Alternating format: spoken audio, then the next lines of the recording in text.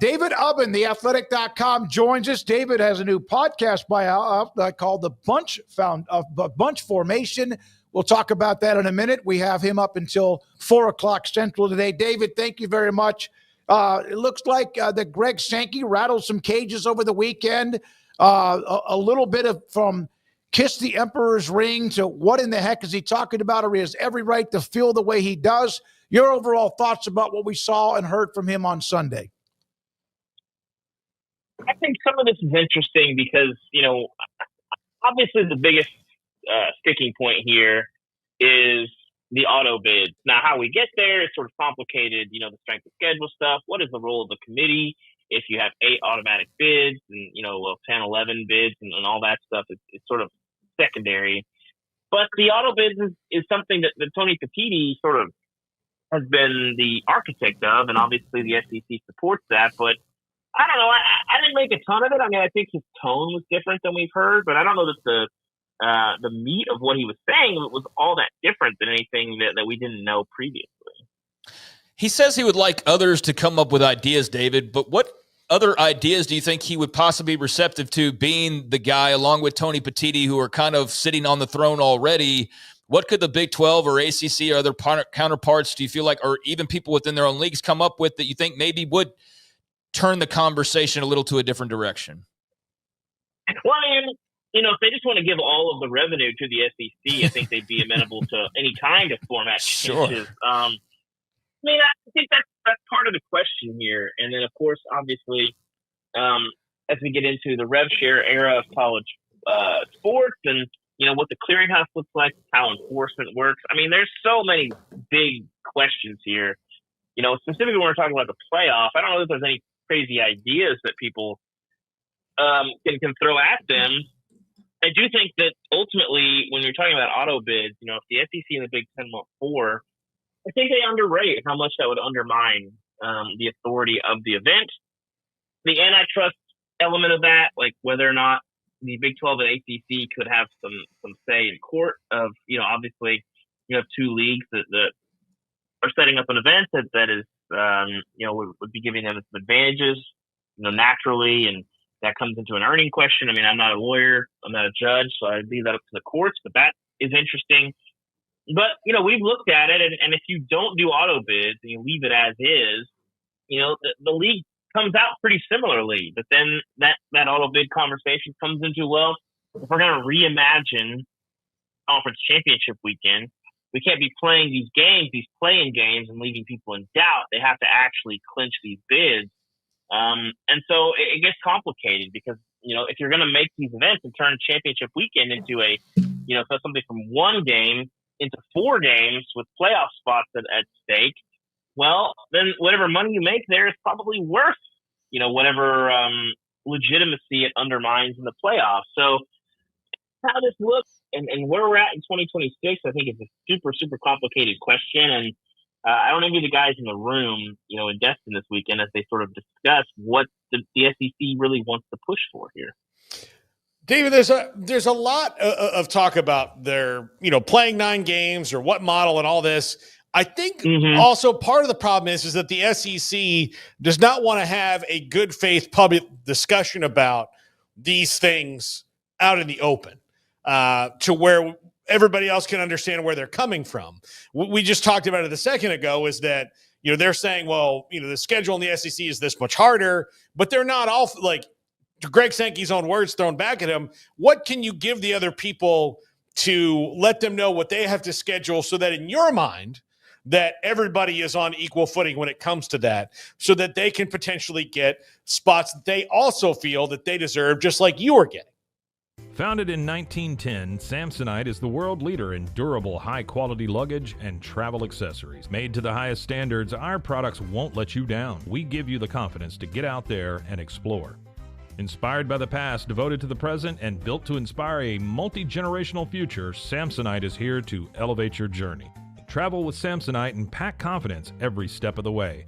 Shop now at shop.samsonite.com. Samsonite.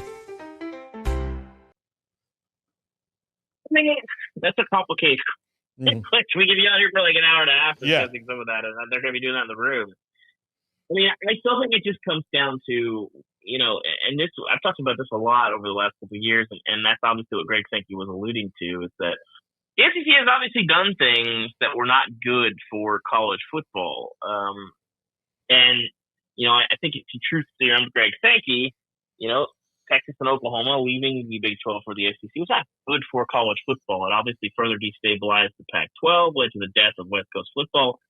But to Greg Sankey's credit, he's not hired to run college football. He's hired to do the thing that his membership would like him to do.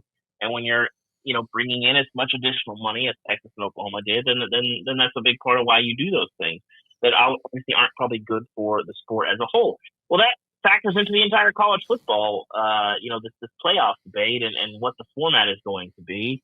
And regardless of whatever you end up at, you've still got 4 different formats in 4 years, and nobody's necessarily happy.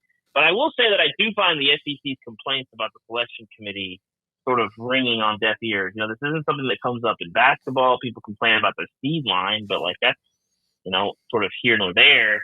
But the SEC has gotten a lot of breaks from the committee. And last year, the crying about the so-called strength of schedule, well, you got 3 3-loss teams in the SEC that are being in the conversation, at least, certainly led by Alabama. I would argue Ole Miss was a better team there. But, we're talking about, well, does SMU deserve to get in? Does Indiana deserve to get in? All of these things. Well, the only reason that's a conversation because of strength of schedule. And just, if you're going to cry about a 3-loss team or a 2-loss team getting in ahead of of your 3-loss team, that's just, I just don't think it's as simple as the SEC would like to say that it is. It's like, we're not having our strength of schedule respected. You are. That's why this is a conversation. That's why Alabama finished ahead of Miami, finished ahead of, I forget who the other team was, another 2-loss team. That's why, because of the strength of schedule. David, I saw one of the points to that you put on Twitter. I don't know if this is in reaction or just to all of what was going on yesterday and even part of the day. If you still think a 3-loss Alabama with losses to Vandy and Oklahoma should have gone into the playoff ahead of a 1-loss Indiana, you probably want the committee to introduce recruiting ratings as an evaluation metric. Yeah.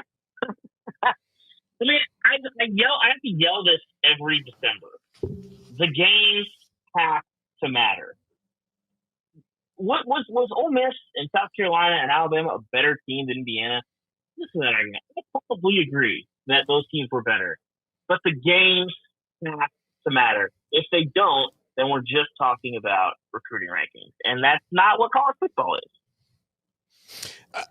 David, what do you think of the comment he made about he didn't need to be lectured about the good of college football do you think that means that particular thing stung him harder than anything else? And should the Big 12, ACC, and the rest keep up that rhetoric because it did make a dent in his armor?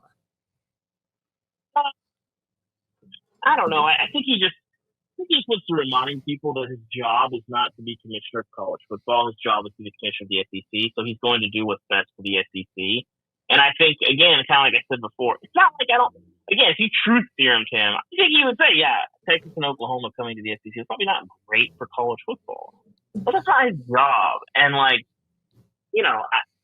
there's a lot of blame being thrown at Greg Sankey and probably not enough at the presidents and ADs and chancellors of the SEC that sort of push Greg Sankey to do the things that they want. He represents them. Yes, he can introduce some ideas. Yes, he can be a powerful voice in the room.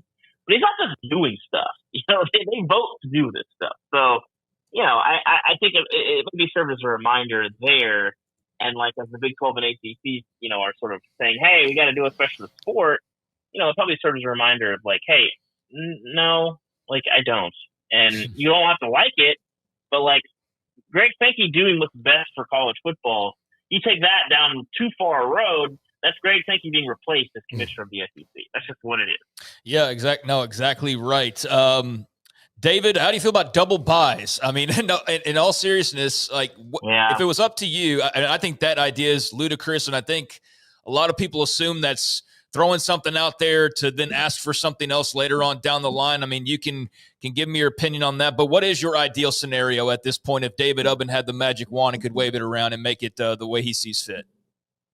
Well, I'm an 18 playoff guy. So I do think I don't mind a double bye because I still think that you need to make the regular season matter. And I think 16, you're playing a dangerous game in eliminating the relevance of the regular season. But if you're handing out really valuable things, like a bye, like a double bye, like a home game in the playoff, then these games matter. Seeding really matters. Those cut lines really matter, and you don't have to worry about, we got this rivalry game, but we got to think about, resting our starters. There's no impetus to do that if you're sacrificing, hey, we're going to have to play another game if we lose this game.